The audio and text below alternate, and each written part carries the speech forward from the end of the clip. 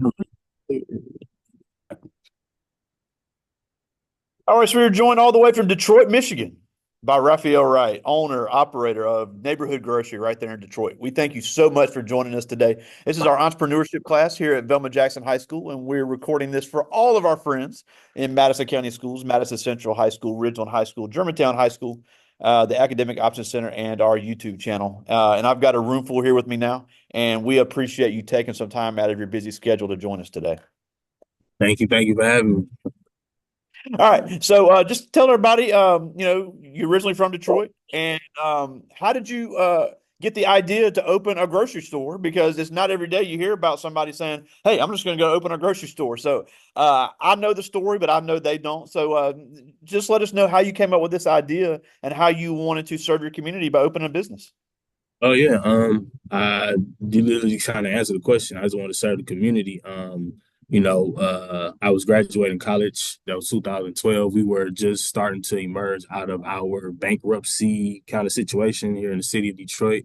The city had filed bankruptcy a few years prior to, and developments had started to resurface in the city, but not in the neighborhoods where I lived, where the Detroiters lived. It was, centered downtown or in the midtown region of the city. So I just started doing research on how do we spark development or repopulation or just some synergy in places where people live.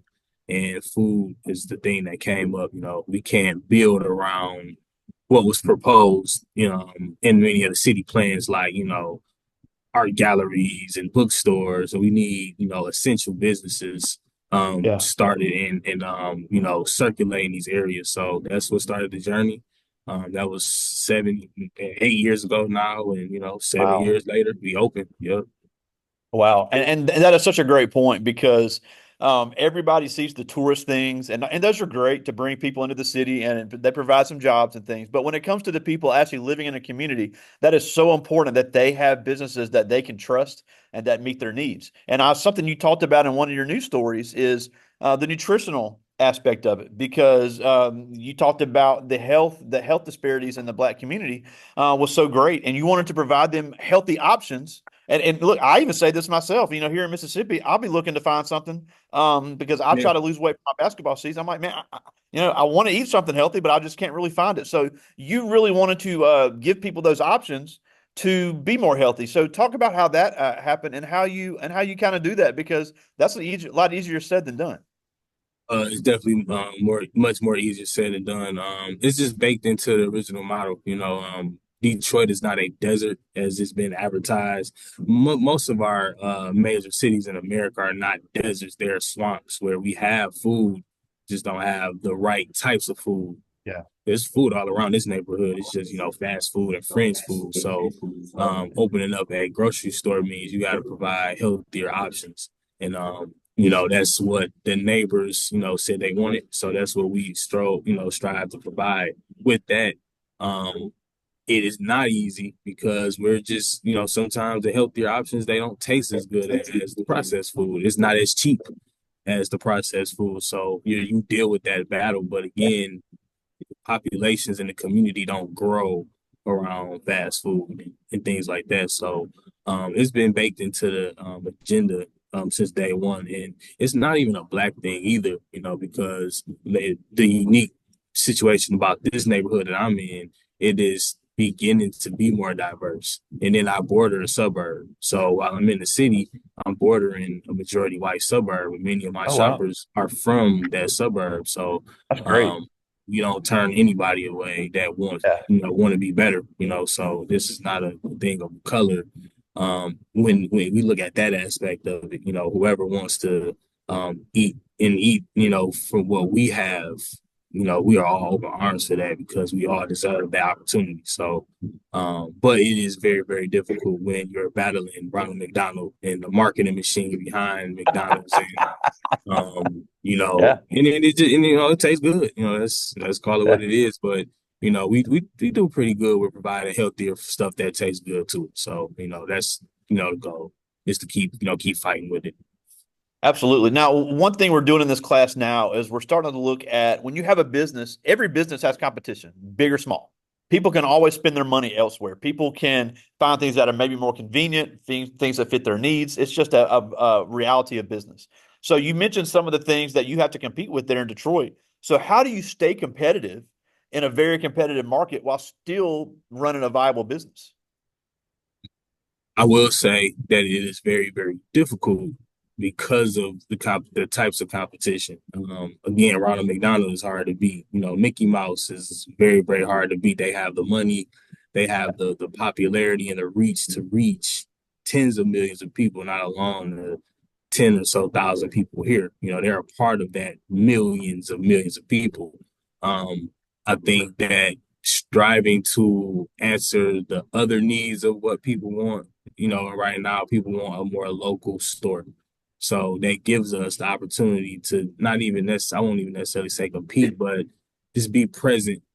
People are Yeah. being more attentive to say, I could go to the major chain to get all of my groceries, or I can go to the small local grocery store, buy a few things, and then what they don't have, I can go somewhere else. But then it gives me the intel to be competitive because, okay, you would have bought if I had, so let me go get.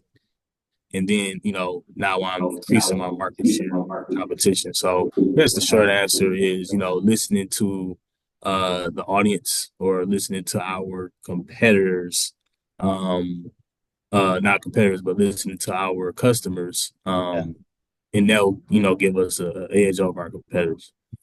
Oh, big time. And along the same lines, we've had a lot of students come through this class and in our district, and they've started their own business. They've some of them just part-time, but some of them have become full-time entrepreneurs. And they'll immediately get into business. They have a great concept. They're great at selling. They're great kids. They know and they know what they're doing. But I immediately tell them, hey, you aren't charging enough. So obviously, you talked about some of the competition you face there in Detroit. How do you set your price to stay competitive to where it doesn't price out your market? Yeah, and something else that's very, very hard. And unfortunately, it just is what it is when it comes to pricing with the small guy. We just have to charge what will give us a profit. The unique thing about grocery is that it's just low margin, regardless of whether it's a big chain or a small store. No, it does not matter. They run a margin of 4%. It just they just make millions of dollars. It doesn't matter though. The margin is still low, but it's consistent. So you have to get creative when it comes to food. It's highly perishable items here. Stuff only lasts for a couple of days before it goes bad. So you just have to be super duper in tune with price changes. And that's where, it's been rough on all food businesses because food prices have just been going up, drop a little. It's been seesawing for a couple of years now. You just have to be more very, very attentive to that. Staying up on the latest data. We're a garden as well, so we Oh, help cool. trim our fat, a little bit when it comes to cost by growing our own food. But staying very, very aware of the price changes is pretty much the number one job. We have to change stuff in our systems almost every day because a carrot Wow. was, at one point 20 cents, now it's 50, and now we have to change it quarterly. There is a concept called loss leaders in grocery where something you just have to have in the store, but you're never gonna make money off of it, like bananas. You have to have those in the store, and that helps to bring and attract, volume. There's a lot to stay competitive when it comes to price, but the real answer is you're not going to be able to beat Walmart and those other chains. Again, people want a certain type of market; they'll come and pay the extra, But I will say here we are super duper competitive. Um, we have stuff that's cheaper than the big chains. We have stuff that's 50 cents more. We're price competitive, and we have everyday low price kind of model. So, we've been doing well with it so far after 1 year, but That's awesome. who to a bring, Well, and that's a good segue to what I want to talk about next because you talked about maybe something may be 50 cents or a dollar more. But with what you do now, you have the website where you have your online order.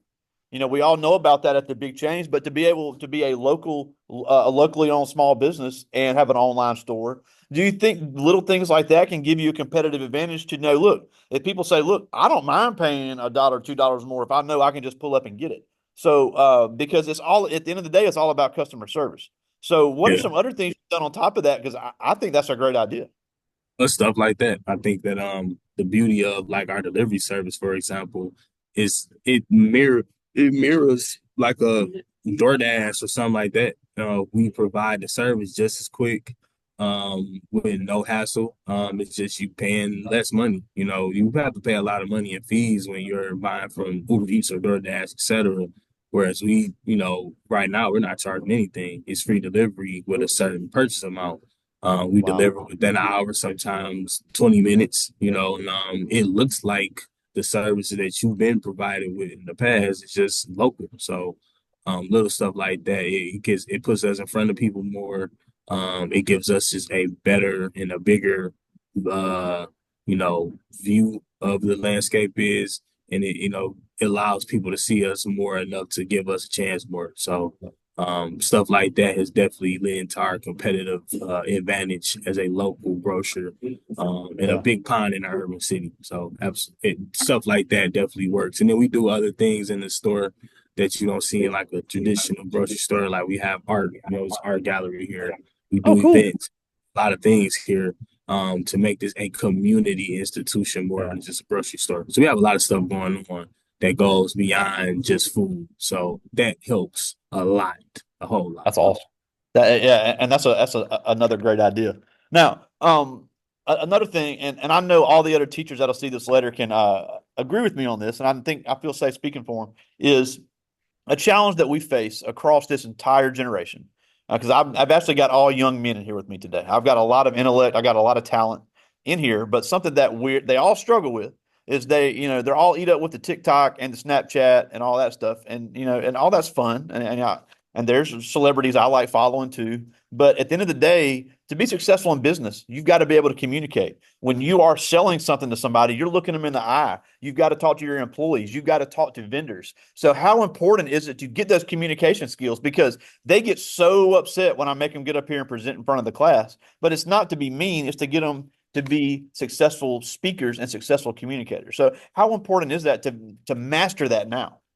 It's the foundation to business. The better you are with people skills, the better you are with everything else. Having a fearless attitude, because a lot of times, people they don't want to do public speaking because they're afraid. That's people are more afraid of public speaking than they are dying. So, Yeah, that's true. having a fearlessness to be able to stand in front of one person, not alone dozens or hundreds or thousands, and be open to criticism, being open to people not liking or being open to hearing a no, is what's going to push you forward in business. It is not perfect and it's not easy, but that's how that strength and that strong personality that you would need and that heart and that stomach that you would need, that's how you get it by public speaking and communicating. I heard something on TikTok by coincidence that you are not a boss until you have to fire your first employee. And Man, that's deep. anybody that has had to do that, that is a very, very hard conversation to have. You know what I mean? So you are not doing this thing and you're not doing it right if you have never had to deal with a dissatisfied customer, had to, refund an order because you messed up, or having to let somebody go, or having to, rescind a promise or obligation. Like, it's the tough times that make an entrepreneur, not the easy and the good times. It's the tough times that get you through. And keeping that in mind will, put everything in proper perspective. Awesome. Well, and that was a great segue to the last thing I want to talk about before I get to their questions is I have kids all the time. And I've been here 10 years now. And I have kids every year say, "Man, I want to be an entrepreneur because I want to work for myself. I don't want to take orders from anybody else." And look, that's great because we encourage all these kids to at least look into even part-time entrepreneurship. But what's the side they don't see? The planning and the books and the financials, because we all see the glamorous side, but we don't see the behind the scenes side. So, what type of a learning curve is someone going to have when they open the doors and say, "All right, here I am"? The first learning curve is that, while you don't have a boss, you actually do as a business. Your boss is your customer. So There you go. they dictate what you do, what you have, what you provide. Outside of that, the taxes, the you know profit laws, all of that stuff is absolutely important. And you got to stay up on that every day. So if you're not doing that now, while you're in a place where you can fall forward, you'll end up starting a business and falling behind if you don't learn those skills and learn them quickly. So the behind the scenes is very, very, it could be stressful, overwhelming. It could just be something that you just flat out hate doing. But you have to do it in order to one, stay within compliance with the law, staying in order with a business. You can't manage anybody if you're mismanaging everything. So all of that stuff matters and it's very, very important. So you got to get on that stuff. You got to love math, even if you hate it. You got to learn how to love it. You know what I mean? You got to learn all of that stuff. If not, it's not going to last. Big time. Well, I do have a few questions from the students. I'll get as many of these as I can. This person is Jordan Job. He's in 10th grade, one of our football players here. And he asked, what were the biggest weaknesses you had when opening a grocery store of things you had to learn? Learning how to run the store. That's we didn't come in doing groceries, so I had to learn how to do it. I'm actually in the store now, so we take care. I That's take it. cool. Yeah. So learning grocery as a whole was a curve that I had to pick up. How you been? Doing good, doing good. I'm still tapped in. I'm just working up, checking out the Oh, place. no, but that's a perfect example of how an entrepreneur has to wear many hats. So, if you're going to be successful, you got to learn how to do multiple things. This is Tyler Myers. He's in 10th grade. He's also a football player, and he asked, "How is being a small store a blessing to be so successful in a market that has a lot of large stores?" Being a small store is actually an advantage for me because I don't have that much to manage versus being a bigger space. It's just, the more space, the more bills. So while I'm learning, it's much easier for me so I can expand later. Thank you, good sir. If I can expand later, if I so choose, because I feel like I can handle it. Right now, That's it's more awesome. than enough to handle. So All right, I just got time for two more. This is Edward Flowers. He's in 10th grade, member of our band here. And he asked, what is the most common problem you've come across while running your business? the most common problem I would say is spoilage. Ooh. Buying fresh food and that food ain't fresh. And having to navigate that, it's nothing worse than buying a big bag of oranges and they're all molded or, inventory is all thrown off now and, things like that. That's the biggest barrier we have. That's pretty much it. Is managing the highly perishable items here in the store. You got non-perishables and you have shelf stable products that they have a long shelf life, but apples or oranges, produce, meat, stuff like that goes bad after a couple of days. Managing that presents challenges for sure on a daily basis. Yeah, and I would imagine too the preservation of that because you've got to have a working cooler, you got to have a working freezer, you got to have working water. All that is just so vital. Because my first job was in a grocery store, and I learned a lot about that in high school about how vital that is to the preservation of the inventory. Exactly. And that's where, again, being in a smaller store is easier because if I was in a large store, that's more cooler space, that's more cooler requirement, more freezer requirement, and that's just more bills versus, having a smaller store. And while I'm still learning grocery, which I've got a good handle on it now, but you have to really be a master and a savant at all of this stuff to run those huge stores. It takes a lot. That's awesome. Well, I got time for one more. This is Shavaka Page. He's in 10th grade, and he asked, obviously your first goal was to serve the community, but what other goals do you have for your business in the future? That's a hard question to answer because the goals change. The Yeah, first goal we've achieved, but you got to read the room. And, I think in serving the community, you have to know what the community needs, and the community needs change often. So, like right now, they're looking for community space. Once we achieve that, what's next? We don't really know. So, I think it's being present is the main goal, and being able to deliver being present is all I can really ask for. I don't have any agendas outside of what the neighbors want. I don't have my own social vision or things like that. I want to live in the community, and living in the community is catering to their needs. So, that's awesome. yeah, I don't really have anything outside of that. Whatever the neighbors want is what we serve. Oh, that's awesome. Well, we're almost out of time, and we thank you so much for joining us and taking time out of your schedule. But there's just a couple things before we go. First of all, tell everybody your Instagram because you've got some really cool things on there showing some things you do to promote yourself. Yeah, Neighborhood Grocery is the business page, our grocery store. This is where you'll find all of our information. We'll be getting into sale paper ads, things like that. We will start on Oh, Instagram cool. and transition from there. My personal Instagram is FAIRO_RAFA.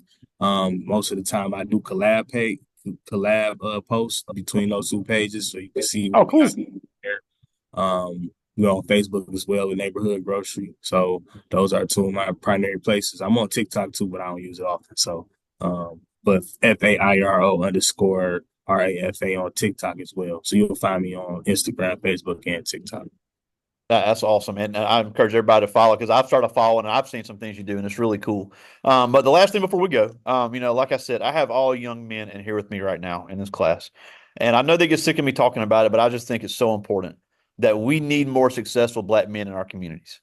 We need more successful black male business owners, and you're a great example of that. And I just think it's so great the things you're doing up there in Michigan. So, why is it so important for these young men to understand why they are so needed to be successful in these communities? Our communities don't thrive and they don't survive without not just black business owners, but good black men in general. So having a good black business is great. Having a great black man running that business is greater. So striving for virtue is always number one, and then doing good business comes under that. So doing the best you can to serve your fellow man is the undergirding of having a good business. So I used to consider myself a social entrepreneur, but I've since changed that because entrepreneurship is social entrepreneurship. So um, your job is designed to serve the greater man. So work on being a better person. It'll follow in your business. That is unbelievable. Such great stuff. And again, we appreciate you taking time out of your busy schedule to join us. Raphael Wright, the owner operator of Neighborhood Grocery there in Detroit, Michigan. We thank you so much for taking some time for us today. Thank you. All right. Talk to you soon, buddy. Peace.